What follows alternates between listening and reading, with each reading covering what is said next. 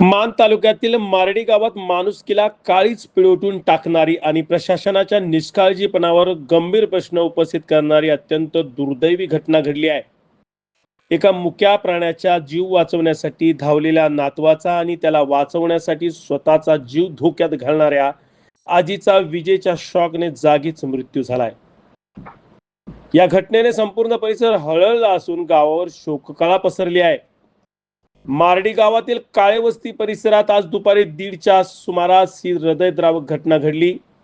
सौ मालन विलास काळे वय 60 या आपल्या 13 वर्षीय नातू सुजित युवराज काळे यांच्यासोबत शेळ्या चारण्यासाठी बेंद शिवारात गेल्या होत्या। त्यावेळी एका शेळीचा पाय तुटून खाली पडलेला वीज वाहक तारेमध्ये अडकला। त्या तारेमध्ये विद्युत वाहक सुरू असलेल्याने शेळीचा जोरदार शॉक लागून ती तरफडू लागली होती।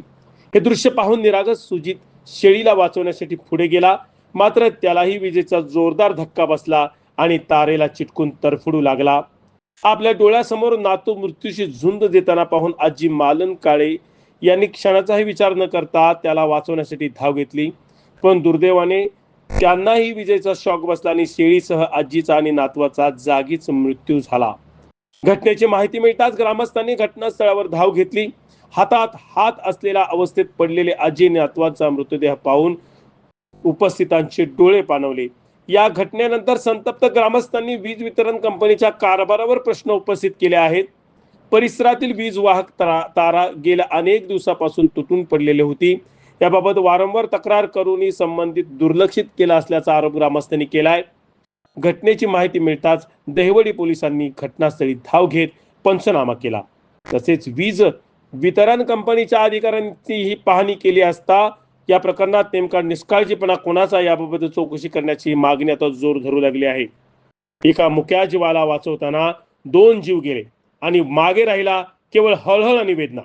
या वीज वितरण मंडळाच्या या भोंगळ कारभाराने सातारा जिल्ह्यासह महाराष्ट्रात अनेक असे दुर्दैवी मृत्यू झाले, मात्र त्यांच्या नशिबी येतो फक्त पश्चाताप, किरकोळ जुजबी मदत। मात्र अद्यापही वीज वितरण मंडळ आणखीन किती जीव घालून या संदर्भात जागा होणार असा सवाल आता महाराष्ट्रातली जनता विचारत आहे। आमच्या शेजारी भीमराव बाळू काळे की त्यांचं शेत आहे। त्याने 15-20 कंप्लीट 20 दिवस झाले। 20 दिवसापूर्वी माझ्याकडे त्यांनी कंप्लीट केली। मी वायरमॅनला वारंवार सांगितलं आहे, पण वायरमॅन काही तार जोडायला टाळाटाळ करते।